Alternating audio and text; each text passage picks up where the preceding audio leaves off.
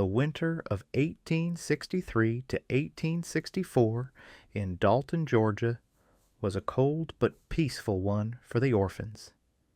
John Jackman and the rest of them, like so many in the Confederacy that season, took part in the religious revival that swept through the Army. There were also the usual entertainments, not the least of them the February 1864 election of delegates to the Confederate Congress in Richmond. Though Kentucky had never seceded, it was still represented, and since the only Kentuckians who could vote in a Confederate election were the men of the Orphan Brigade, a special campaign was conducted for them. The brigade was perhaps the only military unit of the war to elect its own public officials. Even more enjoyable for them was their leading role in the famous March 22nd Snowball Battle, which eventually involved thousands of frolicsome soldiers. But there was sad news as well. Their beloved commander, General Breckinridge, was ordered away to the armies in Virginia and could not take his Kentuckians with him. And lurking always in the backs of their minds was the knowledge that a massive Yankee army, commanded by William T. Sherman, was waiting for the warming of spring to begin a drive toward Atlanta. This is John Jackman's journal. He was a soldier with the 9th Kentucky Infantry. December 13th, 1863, a rainy day. Being Sunday, the church bells are ringing in town, the first bells I have heard for some time. For several days I have been too busy making reports to even write up my journal. Today I have made a notebook out of old quartermaster blanks and written up the days. December 14th. Johnny Green and I have again commenced internal, or rather external, improvements. We built a chimney to our fly today. December 15th. We have concluded to build a house for winter, and have been cutting and hauling pine logs for the purpose today. The troops had 4 pounds of sweet potatoes issued today in lieu of bread. Hard up. Isaac Bryant, who has been over to the cavalry camp, says they are worse off. He says the spurred gentry are cutting down old trees and robbing the woodpeckers of their winter stores of acorns, to the great discomfiture of the red-headed foresters. He says he saw an old woodpecker expostulate in vain with a cavalryman to leave her stores alone. December 16th, all day, by request of Captain Samuel Buchanan, Acting Inspector General of Brigade, ruling out forms for blanks to be printed. Set and raining at dark, cold and disagreeable. December 17th, had quite a storm of wind and rain last night. Thanks to our fly for not leaking much. Looking over Murray's Encyclopedia of Geography, brought into camp by Paul for the colonel to read. This old book came to me like a friend of childhood's happy days to call up pleasing reminiscences of times long ago, when a boy, many a winter evening, was whiled away combing over this book. Paul made a bad selection for the colonel, though not being a book for the camp. Another time, Paul was sent out to forage for literature and came into camp with a patent office report and one of Cicero's works in Latin. Paul pretended to be one of the literati, but I doubt whether he was scarcely able to read. He handed the colonel the large book, the P.O. report, and said he thought that a pretty good book. But this one, he said, holding out the one in Latin, is such d.d. bad print, I don't know whether you can read it or not. It was excellent print, but Paul didn't understand the nums, meums, tombs, etc. The colonel never sent him after books anymore, stopped raining at noon, and Johnny Green and I worked on our house until tattoo. December 18th, clear. December 19th, making weekly inspection report. Also made a blank for the brigade report as a favor for Captain Buchanan. Clear but cool. December 20th, in camp all day. No divine service in camp. Clear yet rather cool. To be comfortable without. December 21st, clear all day. At night wrote a letter for George Pash to send home. He cannot write well with his left hand yet. Lost his right hand at the Battle of Hartsville. My fee was a dozen oysters. Paid December 22nd. In the forenoon I pulled off my coat and rolled up my sleeves and daubed our new house. Quite a comfortable mansion for two to inhabit. It is also used for an office, as the roof is fly, which lets in plenty of light so I can see how to write. Afternoon visited Brother Will and saw some horse racing and came home. He came with me and stayed until 9 p.m. December 23rd. A cold, disagreeable day. Had bean soup alone for dinner, and for supper had biled rice without sugar to sweeten it. Tonight have written another letter for George Pash. December 24th. Nothing going on of great interest. In the evening our quartermaster and Captain John W. Gillum, owing to the proximity of Christmas times and having taken on some pine top, were singing the Star-Spangled Banner with a vim. December 25th. A cold, cloudy, disagreeable day. Went to church in Dalton in forenoon and tonight. Have just written a letter home to send by flag of truce. Set in raining late at night. My Christmas dinner was bean soup without bread. The boys are not seeing a great deal of fun, some tipsy. December 26th, cloudy, misting, and raining. December 27th, reading by a blazing fire all day, quite at home, the rain not ceasing to patter on our canvas roof. December 28th, cool, cloudy at times, made inspection report. December 29th, clear, pleasant. December 30th, a very pleasant day. Recording orders, set in raining 9 p.m. and continued all night.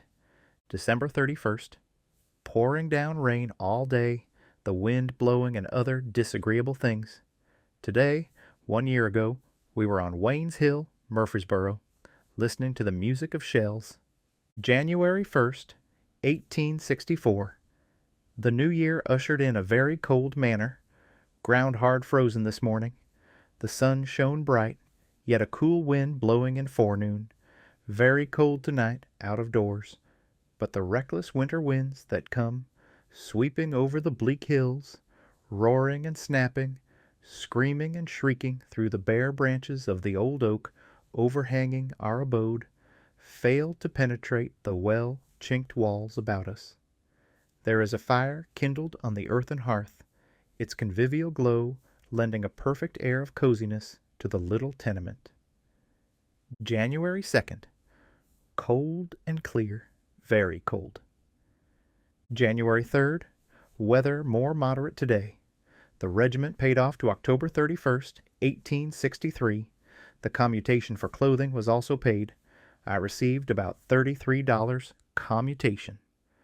Was kept busy all day, though Sunday, and did not attend church. Brother Will, staying all night with me. Commenced raining after dark. January 4th. Rained some during the day. January 5th. Too cold to rain. January 6th. Disagreeably cold today. January 10th. Wrote home by flag of truce half-page foolscap. The United States stamp so torn. Accidentally, I fear the letter will not go. Clear and cool today. January 11th. Cloudy and sleeting at times. Brother Will took dinner with us. Made inspection report afterwards. January 12th. Foggy this morning. Had hot biscuits, butter, molasses, and stewed peaches for breakfast. Quite an improvement on our general bill of fare. Damp. Appearance of snow. The remainder of the week was the pleasantest weather ever had, but the ground would freeze at night, and the next would thaw, making it very muddy about camp. January 17th, 1864, Sunday. Went to church in the forenoon and heard a good sermon. There are 3 Protestant churches in Dalton, Baptist, Methodist, and Presbyterian. There is also a very neat Catholic church in town. On Sundays, these churches are generally full to overflowing with soldiers. Chaplains from the Army generally officiate. Many soldiers go to church just to get sight of a lady. January 18th, the following letter written on this date will give a little insight as to the way we are living. Letter from the Army. In camp, near Dalton, January 18th, 1864. The rain, how it patters down this morning, how gloomy without. We were gladdened yesterday by the sunlight, which fell in a golden flood on the surrounding hills, on the slopes of which are the rude villages, the present abiding place of our army. The inhabitants were enticed out of their cabins, in which they had been confined for some time by the frosty weather, and they perched upon the piles of wood in the streets to sun themselves, chattering away merrily, happy that the crystal bars of winter were broken for a time. But the rain is come, and with it slush and mud, making it more disagreeable than ever in camp. For some time past, owing to the inclemency of the weather, all drills, reviews, etc., have been omitted, but will, no doubt, be doubled as soon as the mud becomes navigable, in order that this army may be in the best possible trim to give Ulysses S. Grant a warm reception when he is met in the coming spring. Our habitations are pleasantly situated on the hills and add a strange beauty to the surrounding scenery, which is naturally romantic, while the blue columns of smoke curling up from the rude chimney speak of comfort to the weather-beaten soldier. It is amusing to go through the camps to see the many plans after which the dwellings are built. They are of as many different shapes as has Proteus, while all manner of rough architecture is displayed, yet in every case the well-chinked walls shield the inmates from the rude blasts of winter, and are generally comfortable, no matter what the over-fastidious may say to the contrary. In passing through these soldier towns, one may observe that the spirit of speculation has crept into the army to some extent. The trade is principally confined to gingerbread and goobers, which are temptingly displayed at many cabin doors for sale. There are also restaurants in full blast, where a cup of genuine misk with warstories can be had at all hours. On the railroad, which is the thoroughfare between camps and town, a drinking saloon is sometimes opened in the shape of a man with several canteens swung around his neck, who doles out the pine top at the moderate rate of $2 a drink. There is generally a crowd around this saloon, which seems to do a thriving business in a small way. Camp life is not so horrible as one might suppose. The old heroes of 100 battles assemble around the roaring log fires, kindled on their earthen hearths, some, to talk of the gay times they will have when this cruel war is over, to recount their adventures and hardships in former campaigns, and to speculate on those to be made in the future, and, not seldom, to talk of their faraway homes, many of which are in the lines of the enemy. Others again read their Bibles by the light of a blazing pine knot, soldiers' candles, while many seek amusement in the mysteries of 7-up, poker, and other games. Thus are the long winter evenings whiled away. When wearied, they retire to their rough couches, perhaps to wander in sweet dreams to their faraway homes, and are surrounded by loved ones. Ah, many can visit their homes only in dreams. They have been driven back, step by step, dyeing their native soil with their blood, driven into exile. What a proud day it will be to these exiled veterans when the foe is hurled back from our borders, and they can once again cross their thresholds in reality to meet the dear ones from whom they have been separated so long. The winter is wearing away, and soon our battle flags will have to be unfurled to the breezes of spring, and the lines of gray will have to be drawn up, a living wall against which the tide of invasion it is hoped, will beat in vain. The old year closed down upon us with defeat, disaster. May the present year bring us victory and success. The hour is dark and full of gloom, but such generally comes before the dawning of a beautiful day. When the above was written, the rain was pelting down. This morning, January 19th, there is a great change in the weather. We had a light fall of snow last night, costuming the hills in white robes. Early, the sun struggled through huge piles of dark clouds which were soon dispersed, leaving a clear sky and bright sun, and already the snow has nearly disappeared, except on the mountains which loom up, dazzling white, in the distance, presenting very beautiful scenery. Stop raining at noon and turn cold. Will probably snow. This morning, Professor Pickett spoke to the regiment, recommending that they vote for congressmen to represent us in the Confederate Congress. We are at issue in reference to this matter. As Kentucky has never seceded, electing congressmen to represent the state in the Confederate Congress is all a humbug. January 19th, a light fall of snow last night, which soon melted away, save on the distant hills, where it lies glittering white in the light of the winter sun.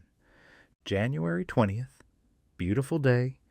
January 21st, Generals Johnston and Hardee inspected the troops in camp of the brigade today. At night went to church in town. Some chaplain from the army preached from "Wisdom is better than weapons of war." From the way things look about here, there is but little wisdom in this locality. Noisy over on the left of the regiment at night. Must be having an Irish wake. January 24th, being the Sabbath, attended divine service at the Baptist Church. Had a most able sermon from the Reverend Dr. Joseph C. Stiles of Savannah, Georgia, a Presbyterian, I believe. His sermon smacked greatly of politics. I believe he is one of the ablest divines I ever heard speak. At night, had a sermon at the same place from Dr. Flyer, an Army chaplain. January the 25th. In the forenoon, the brigade was bugled out into an old field near our camp. The attendance was not compulsory, and some of the aspirants for Congress spoke to the boys. The old politicians, I see, have not forgotten how to work the wires. The following candidates spoke: Dr. Thomas Johnson, about the size of Humphrey Marshall and a surgeon in the Army; Major George W. Triplett, our old brigade quartermaster; Judge James W. Moore, who is at present a member from the upper part of the state; Colonel Martin H. Cofer of the 6th Kentucky; Sergeant Major John L. Marshall of the 4th Kentucky; and Colonel Philip Thompson, a member of the Provisional Government of Kentucky. The following, though not candidates, spoke: Colonel Philip Lightfoot Lee of the 2nd Kentucky and Captain William Stanley of the 6th Kentucky. The state of Kentucky being present en masse, the speakers spread themselves, and the state cheered. Maurice Langhorne of our mess is a candidate, but he was not present to speak. February 5th. Grand Review of the Army by General Johnston today. A beautiful day for the occasion. This review took place in a large field south of town, half a mile. The troops were formed in 3 parallel lines, each nearly or quite 2 miles in length. After the general rode up and down the lines, going in front and rear of each, he took his station at a point for all to pass on review. At this point, a great number of ladies, citizens, and loafing soldiers were assembled, myself being among the latter. I heard the general tell his wife there were 40,000 troops in line on the field, and thinking it a story, I thought I would make an estimate. There were 87 regiments and battalions present, and I put down the infantry as between 23,000 and 25,000. I made no estimate of the artillery. There was 1 brigade on outpost, and Cleburne's division was away. The cavalry was not present. The troops as a general thing did not march well. Our brigade did finely, and so did another brigade or two. Some commands came ganging by like flocks of sheep. February 7th. Attended divine service in town this morning. At 2 p.m., attended a meeting at the Presbyterian Church for the purpose of forming a Christian association for Lewis's brigade, but did not participate in the proceeding. February 11th. At night, the brigade went into town to see General Breckinridge and pay respects. He, being on the eve of leaving for the Department of Western Virginia, he made the boys a little speech, stating he was making every effort to have the brigade transferred to his new department. He then made a few happy remarks about Kentucky, etc. The boys are anxious to go with him so as to be nearer home. The general seldom speaks in public, then only to our brigade. February 22nd. Just before tattoo, I noticed horses' hooves clattering over the road towards Army headquarters. A courier, of course, from the front, and I remarked that something had turned up.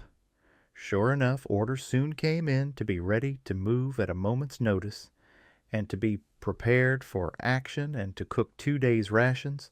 I went to bed at 12 o'clock, but had scarcely given up to nature's sweet restorer when an orderly call was rattled on the drum, and orders given to be ready to move at daylight. February 23rd. We have again taken the warpath, have left our snug winter quarters, and are now only sheltered by the broad canopy of the heavens. At daylight, all our baggage was loaded and the train started for the rear. Everything has the appearance of a retreat. At 3 p.m., our brigade moved up to Mill Spring or Creek Gap, 2 miles west of Dalton, and formed lines on a ridge at the east end of the gap. This gap is made through Rocky Face Ridge by the flow of Mill Creek, a considerable stream, and it is through this gap the railroad passes leading from Chattanooga to Atlanta. Seeing the troops clambering up the steep hills on either side of the gap reminded me of pictures seen of Hannibal crossing the Alps. We are held in reserve. The day has been beautiful, spring-like. Shall have to sleep on the ground, and no doubt sadly miss the cozy shanty in which we have been passing the winter. February 24th. This morning is one of sunshine. We are quietly resting on arms, not having heard a hostile gun yet. The news from the front is that the enemy is advancing in strong force, slowly, and are about Tunnel Hill, the main body having camped at Ringgold last night. Our troops are still coming up from the rear and are in fine spirits.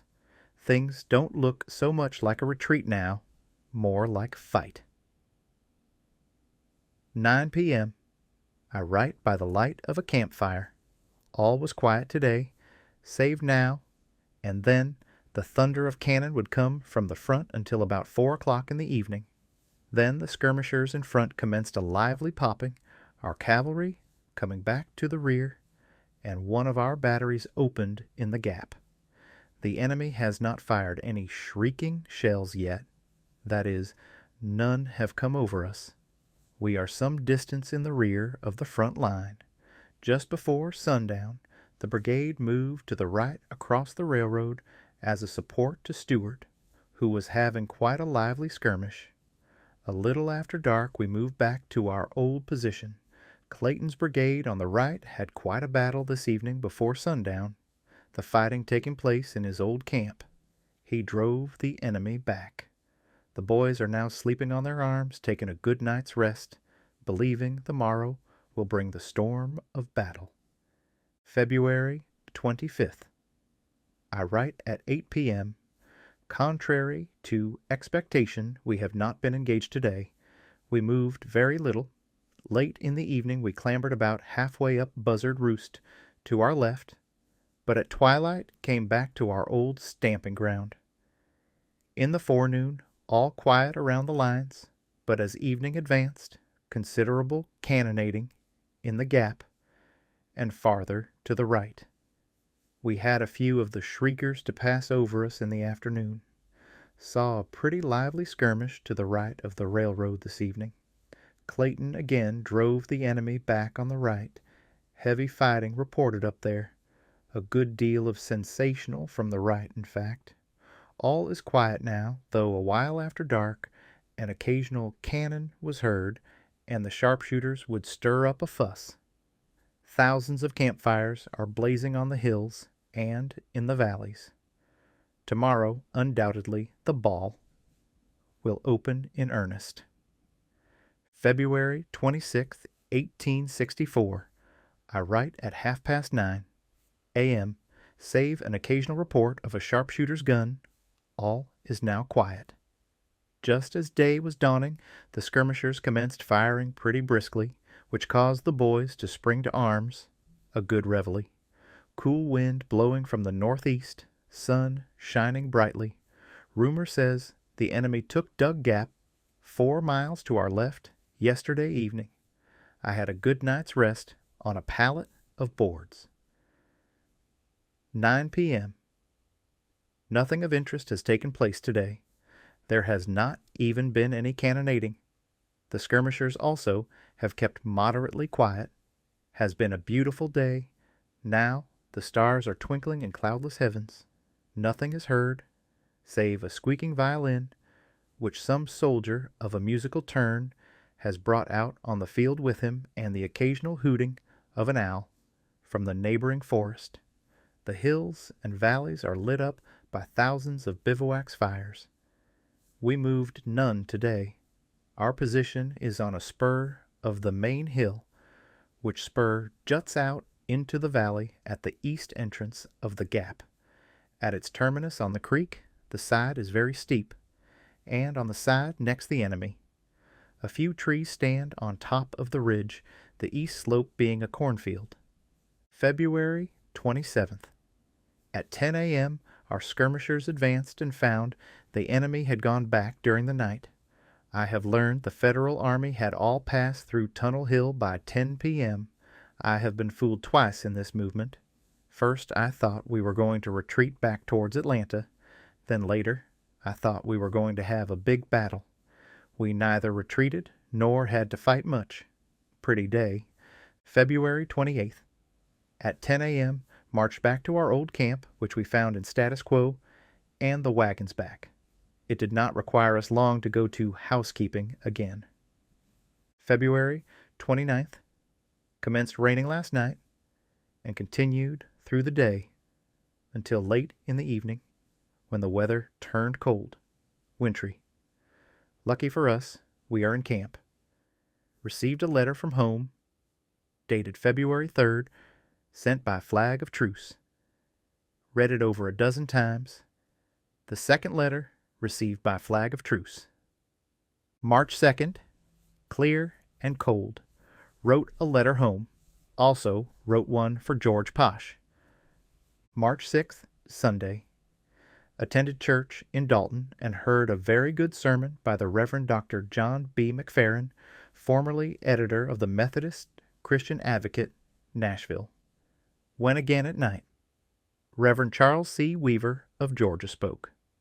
8 or 10 soldiers joined the church. Nothing of interest in the military line this week. Latter part of the week, weather clear, nights cool. March 7th, considerable hail and rain with thunder. March 8th, received a letter from home by flag of truce, dated February 10th, and answered it immediately. Went to church at night and heard Dr. McFerrin speak. March 9th, did not send my letter home until today. Went to church again tonight and heard Dr. McFerrin. The church, Baptist, is crowded full of soldiers every night. Many are joining. Set in raining, and I had to come home through it. March 10th, bright and clear this morning. Beautiful morning.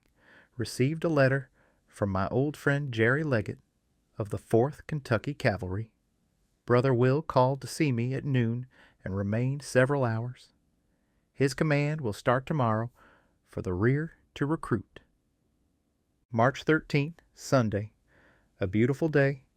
Went to church in forenoon and heard a good sermon by Reverend Payne. At church again at night. Attended church several nights during the week. No place else to go.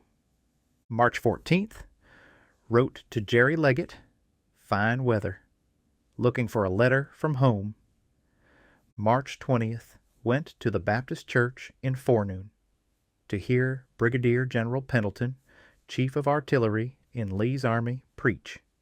He is Episcopal, an old man, gray beard, and stoutly built. Generals Johnston and Hardee were present, with many other generals. House very much crowded. At 2 p.m., Reverend Roberts, a Baptist missionary to the Army, preached near our camp. Went to Baptist church at night. All quiet in military circles the past week. Of nights the soldiers are generally at church in town. I went several nights during the week. Tuesday, March the 22nd. Last night the snow fell 3 or 4 inches deep and continued snowing. Not very hard, though, through the day. We have seen more fun today than at any one time during the war. Early in the morning, the 4th Kentucky, whose camp is near Tyler's brigade of our division, got up a snow fight with Tyler's men, and all the other regiments in our brigade went to reinforce the 4th. After fighting a while, our brigade and Tyler's made friends, and both went over to Finley's Florida brigade of our division and charged the camp. Finley was soon cleaned out. Not having seen enough fun, our division, Bates, marched on Stovall's brigade, Stewart's division, 2 miles off. We marched in military order, and when we got in the neighborhood of the camp, sent forward, after forming lines of battle, a line of skirmishers to develop the enemy. Our skirmishers soon had to fall back before superior numbers, and we made a general assault. We took the camp with so little fighting, not having seen near sport enough. Our lines fell back and let Stovall's men prepare for defense. By this time, General Stovall came in person and had his brigade formed. We charged again and took a stand of colors, and General Stovall himself, Lieutenant Thomas A. McLean, and I had the honor to capture the flag, which we brought to camp. Having entirely demoralized Stovall, we came home. I got several bruises. In the afternoon, a courier came over from Tyler's brigade, stating that all of Stewart's division was advancing on our division. Soon our regiments were marching to the halfway grounds, which was to be the seat of war. We formed our lines in a range of hills and waited for the enemy after sending out skirmishers. Had not been in line long when we could see the red banners of the advancing hosts, contrasting beautifully with the white snow. They came steadily forward, and soon the air was full of snowballs. Before the action commenced, our quartermaster, who had the honor to command our regiment, and we had the honor to be commanded by him, made us a stirring speech. All of Stewart's men had 10 rounds each of snowballs in their haversacks, and we had to fall back. I received a wound in the left eye in the early part of the action. Quartermaster came near being captured, only saving himself by putting spurs to his horse. As we were driven through Finley's and Tyler's camps, their men deserted us, and we still had to retreat before superior numbers. We took advantage of the ground occasionally and gave the overpowering columns a check. A detachment of our men captured General Stewart. At last, when they had driven us back to the camp of the 4th Kentucky, our regiment made a flank movement, which so surprised the enemy he was soon put to rout, and our camp saved from pillage. The 4th and 2nd lost their flags. We took out the banner captured from the 47th Georgia, Stovall's brigade. I believe it was the 47th, perhaps the 41st, and we brought it back with us. Lieutenant McLean acted as color sergeant, and I as his guard. After we had routed the enemy, we captured many prisoners, among them Major Austin of Louisiana, who occasionally gives us something to laugh at over for the name of Major Cherrycombe. Tonight I feel terribly sore. March 23rd. The sun is shining this morning, and the snow is rapidly disappearing. Feel so sore from my sport yesterday, I can scarcely move. The boys want me to write an account of the late battle and have it published, but I feel too crippled. March the 25th. Wind blew very hard last night, bringing up a snowstorm. The ground was white again this morning with snow, but it soon melted away. The brigade has gone out to the execution of the sentence of a court-martial on one Keene of the 2nd Florida Regiment, who is to be shot for desertion. This is a murky day. I would hate to be shot on such a day, especially for desertion. March 27th, Sunday. Had a cup of genuine coffee this morning for breakfast. Something unusual. A beautiful morning, very spring-like. Went to church at 10 a.m. in Dalton. Heard a good discourse by Reverend Taylor. I attended church again at night. Heard a good discourse by the Reverend Hutchins of Mobile, Alabama. Today has been beautiful throughout. I think the winter is now over. The spring birds have set up their songs in the thickets, and this morning I heard the cooing of a dove. The first of the season. March the 28th. Cloudy and cold wind from the east. Rain dashes down at times. Wrote a letter home for George Pash. Steady rain in the evening until nearly dark, when the clouds broke away and the cold east wind again set in. Late at night, had a storm of wind and rain. March 29th, a spring-like morning. This is truly changeable weather. Had no rations to cook for breakfast. Has been a peculiar day. As it advanced, a mist settled over the hills, veiling the sun from view. March 30th, a cloudy, cheerless day. A few snowflakes whirling in the air this morning. March 31st, went to the old field south of town to witness a sham battle between Cleburne's and Bates' divisions against Cheatham's and Walker's, all of Hardee's corps. The day was pretty, and the troops maneuvered well, but there was nothing very exciting about the drill. Had stewed peaches and cornbread for dinner, went to church at night, and heard Dr. McFerrin. Rained during the night. April 1st. Had cornbread straight for breakfast, baked beef and Irish potatoes for dinner. Cloudy and sometimes rainy during the day. Being the first of the month, had to make several reports. Oh, what a gloomy evening. Captain John J. Williams showed me a book this evening, which, if I ever become again civilized, I shall obtain a copy. The Elementary French Reader, or Easy Method for Beginners in Translating French, etc., by Norman Penny, A.M. Captain Williams has been looking over it a week or so, and can already read French pretty well. April 2nd, a murky day, made monthly return. Nothing going on of interest. April 3rd, Sunday. A pleasant morning, nearly clear. A few white tufts of cloud floating about in the heavens. Went to church at 10 a.m. Heard Reverend Hutchins, and again, at night, Dr. McFerrin speaking. April 4th, 1864. Raining this morning, the cold east wind dashing the rain against our canvas roof, very disagreeable. Raining at times during the whole day, but just before the sun retired, he smiled upon us through the inky masses of cloud, which had broken into fragments. Nearly always see General B.F. Cheatham at church. April 5th, cloudy, not cold, but disagreeable, at church tonight. A very young man preached. He will do better, I hope, when he grows older. I believe there has been church in town every night since the army has been here. April 6th, the sun has been shining all day. Very pleasant, spring-like. I hope the winter is now over. Some cannonading in front. Probably our neighbors at Chattanooga are also having sham battles. April 7th. Our corps had another sham battle today, Cleburne and Bate against Cheatham and Walker, this time using blank cartridges.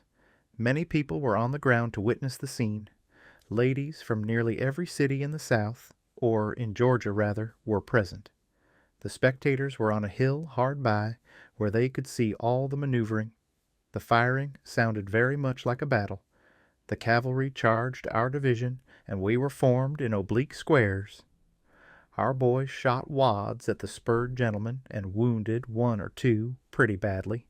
In the morning the rain commenced, but soon stopped, and we had a beautiful day for the occasion.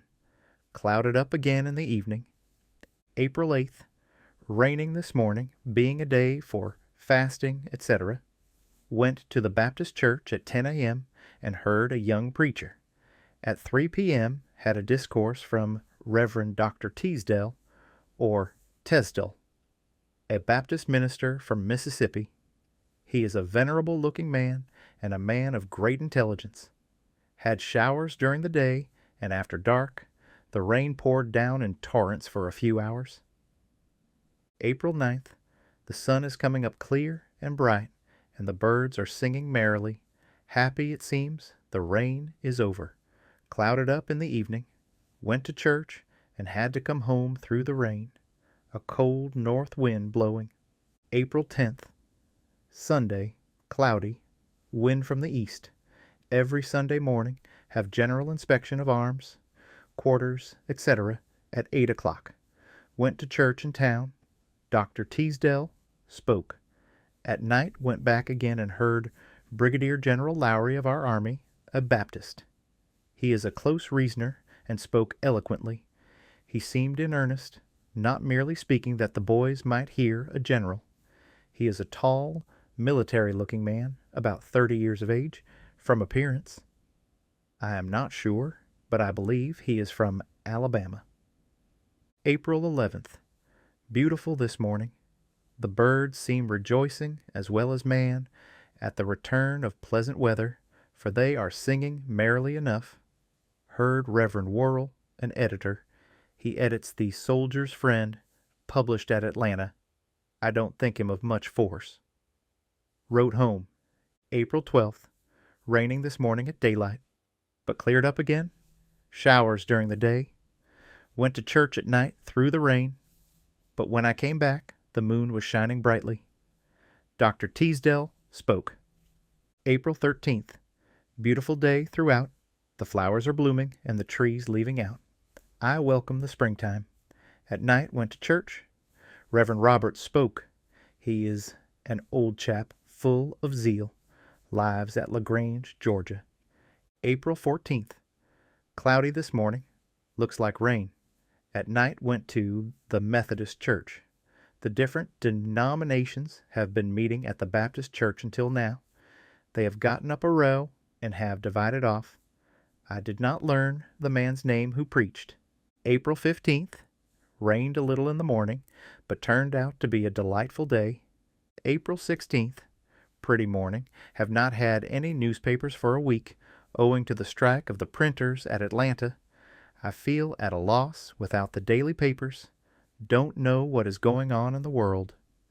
Looking for flag of truce letters, as 2 days have passed since a boat arrived at City Point. This evening an army missionary preached near our camp. Professor Pickett was present. He is in bad health and has not been with the brigade a great deal for this winter. He stays at Atlanta. At night went to the Baptist church in town and heard Reverend O'Kelly, the first Irish Protestant I ever heard. He spoke well. April 17th, Sunday. In the morning attended Baptist church and heard O'Kelly. Reverend Roberts baptized 17 soldiers near Bates' old brigade in the afternoon. A slight fall of rain set in at dark.